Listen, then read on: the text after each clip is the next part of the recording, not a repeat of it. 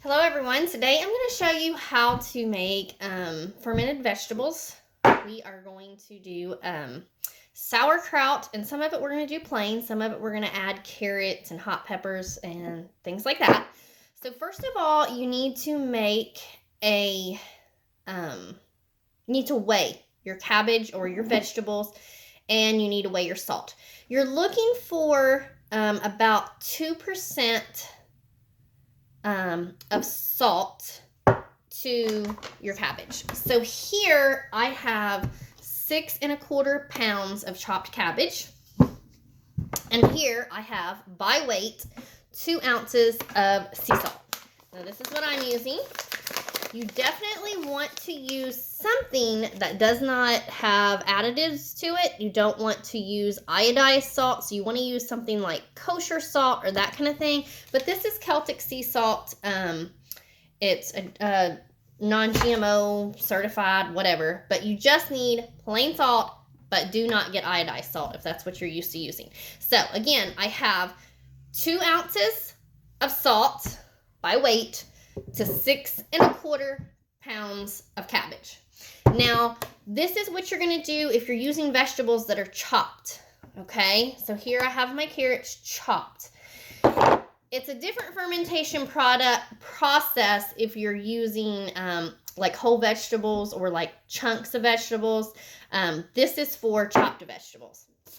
So you're going to need, I like doing mine in glass, so you can do them in glass because glass doesn't, store any bacteria. If you use a crock, that's fine. The deal with a crock is if you have a big old crock, if a little bit gets in there that's bad, the whole thing's going to go bad, wherein only one jar is going to go bad if something happens, okay? So I like to do it in this. This is a wide mouth quart jar. I'm going to be showing you this. These are wide mouth. You do not have to have these. This just makes life simpler. They go right on. They're silicone, and then you screw the top on. And what this does is, if you can see here, this has a little tiny hole there, so it allows the gases to escape, but it doesn't allow oxygen in. When you're fermenting, what it does is it's making good enzymes and probiotics and stuff without oxygen. So a good fermentation, you don't want oxygen to be able to access. So the first thing you want to do is you can mix your salt into this whole batch and go ahead and start letting the cabbage wilt. It's just going to make packing into the jars simpler. I've got kind of too much cabbage for my bowl here, but this will let the juices start working, because with sauerkraut, if you punch it down enough and let it wilt down enough, you're not going to actually have to have any water. So you just salt this cabbage down and basically go away for a bit, and it will start creating its own juices. So I know now I have all the salt in there that I need, and now I can just start, you just start squeezing it, and honestly just mix it in at first and then go away and let it sit a half an hour, and then when you come back you can start squeezing and pounding to create the juices. Okay, that's the best way. So, and we will talk about a little bit of something else, and then I will come back to you after this cabbage has sit and let the salt starts doing its thing. Okay, so like I said, you don't have to have these silicones. If you would like these, they definitely sell them on the wonderful Amazon. You can also get them at a lot of department stores nowadays, carry them, but you don't have to have them. We did not have them for years and years and years, all growing up. My family didn't have them, and we had lots and lots of quarts of sauerkraut. So if you don't have them, all you're going to do is take a regular flat, canning flat, and you're just going to lay it on top. So don't worry if you don't have these, don't frantic. You don't have to have these. Then, if you want to add things in, like caraway seed, you most certainly can. Here I have some chopped hot peppers I'm going to be using. These are dry. I have some carrots, fresh chopped up. You want to make sure that all your vegetables are consistent in kind of size. So you don't want like big old hunks of carrot and then fine shredded cabbage. You want, if you have cabbage and you're shredding it, you want all the other vegetables they add in to be the same. And then I'm going to add some turmeric. Turmeric, you can look up the properties of turmeric. It's a great herb with a lot of health benefits. The deal with fermented vegetables is it's great for your gut health, it's great for your immunity, it gives you tons of probiotics, and it's literally like medicine. So I'm going to come back to you once this has sit like a half an hour and that cabbage starts to produce the juices. But go ahead and grab you some cabbage, get whatever herbs you would like. If you have some different vegetables you'd like to chop up, that's awesome. It does need to be hard vegetables. You don't want to use something like summer squash. Things like that tend to get mushy. We want a good crunchy fermented vegetable. All right, we will be back. Okay, so now we're back. You remember how full this bowl was? All right, that's how much your cabbage has shrunk down. You can take this guy and pound your cabbage. You can do it with your fist. You can do it with whatever. These just work super good. You can get one of these generally at an antique shop, or you can get a wood turner to turn you one. So here, just go ahead and start pounding the cabbage down, and this is going to work up the juices because honestly, I like to try to not add any water to mine. And if you pound it down good, you're going to create your own juices and you're not going to have to add any water. If you do add water, just remember, it can't have any chlorine. It can't have anything in it. So you want like distilled water or water, you've boiled on the stove or something like that. Well water would be fine. Okay. So now, if we start with quart jar, we're just gonna start. This is what I do. I put my jar inside of it because this is all good and sanitized. I put my jar inside of it, I put a couple handfuls, and then I take my pounder and pound that down nice, good, and tight. You want this as tight as you can get it in this jar. Plus, the more pounding you do on it, the more it's creating its own juice. So I just start adding the cabbage and pounding and adding the cabbage and pounding. Like I said, you don't have to have one of these pounders. You certainly can just, pack it in there as tight as you can with your hand. This just makes it much more easier. So this one we're just going to do with plain cabbage. And then the next one I'll go ahead and add in some different things that I like to add. Give you some suggestions.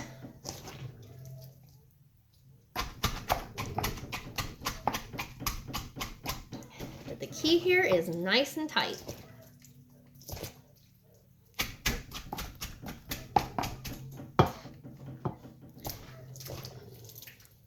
Okay, we're getting it to the top. So we'll take it out of the jar. Take it out of the bowl here. We'll set the bowl aside so you can see it. And what we're going to do is just, we don't have to worry about, see that juice? Let's see. Let's bring it forward. See how this liquid, there you can see it. The cabbage is going to be down in the jar, and I didn't have to add any water. It's all going to be down there, submerged under the brine. Okay? Then what you want to do, you want to take a clean cloth and go around, make sure you get all the cabbage off the jar. And I'll actually take these over to the counter and go around them again with another good clean washcloth, okay? But we're just getting it all off here, and you can see that liquid is coming up above the cabbage. You have to keep your vegetable below the level of the brine. Now there are little glass inserts that you can use to weigh this down. You could even take, those little 4-ounce jars that are about half this size, and you can insert them into here and then go ahead and put on your top. so that glass will weigh it down. Let me see if I have one to show you. Yep, here's one. Okay, so you can actually take this and push it down in the jar and then go ahead and put that on top if you want. This one is not going to need it. I'm going to show you here with the silicone lid. So we just take the silicone lid out, put it right on top of our jar. We know that the liquid has covered the cabbage. And then don't just lay this lid on here.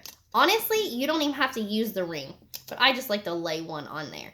And I'm just going to set this in a nice spot, ideally about, 65 degrees or so is great.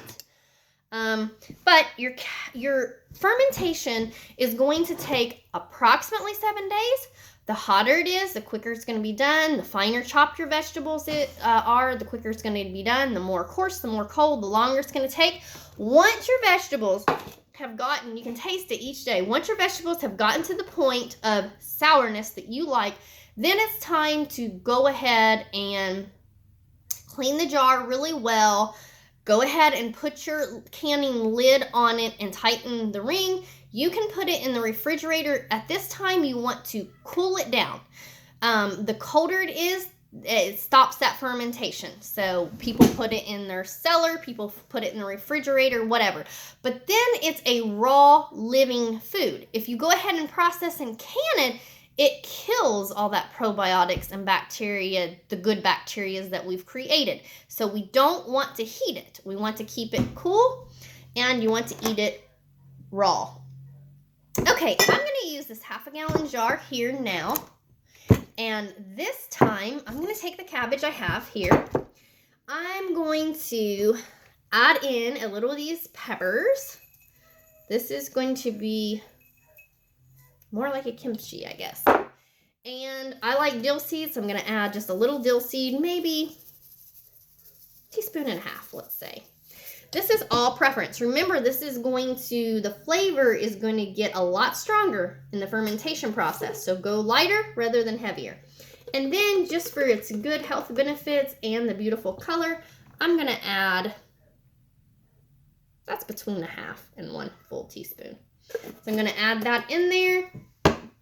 Remember, you can do whatever you like as far as herbs.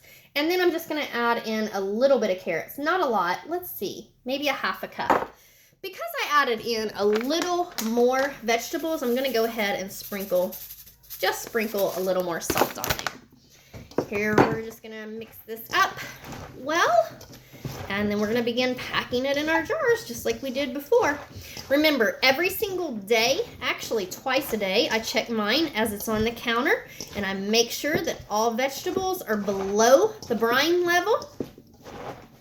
And usually I go ahead and, you don't want a fork is what I was going to say. I take a fork and I poke it down, or a spoon, but you don't want any galvanized metal, anything like that. Stainless steel and glass is the only thing you want to come in contact with your fermented vegetables. Okay? All right. How's that look? I'm going to do this 1/2 gallon jar here. I'm going to start with it inside. This is going to be good. Take our little pounder and pound it down. Like I say, my goal is really always to not have to add any water, but it is okay if you need to. It is okay. But it needs to be salt water. I did need to say that. So go ahead and mix up a pint of water. If you decide you need to add more liquid, mix up a pint. And be sure you add 2 tablespoons of salt to that pint, okay, before you start adding, because you still want to keep your salt ratio up.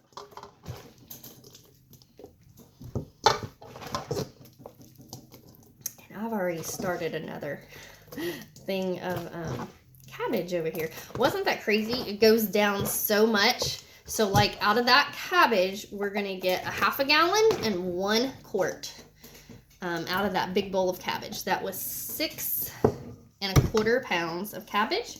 And it looks like it's going to be almost just enough, maybe just a little extra to fill this. So that made 3 quarts.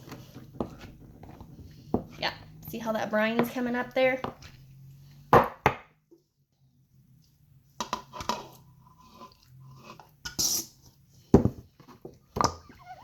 And I like to add, I like to keep plenty of space in my jar, but there we have it. You can see, here's the level of the vegetables, and then that brine is up there nice and over it, so I'm not going to have any trouble with. During the process, if you see mold, then something has gone wrong. You need to throw it away. It will get stinky. It's fermenting. It'll get sour smelling, but if you've ever smelled real sauerkraut, you know what I'm talking about. But yeah, if there's any sign of mold, be sure to disregard it. I was telling you, you don't have to have these silicone lids. You can most certainly lay the canning jar flat.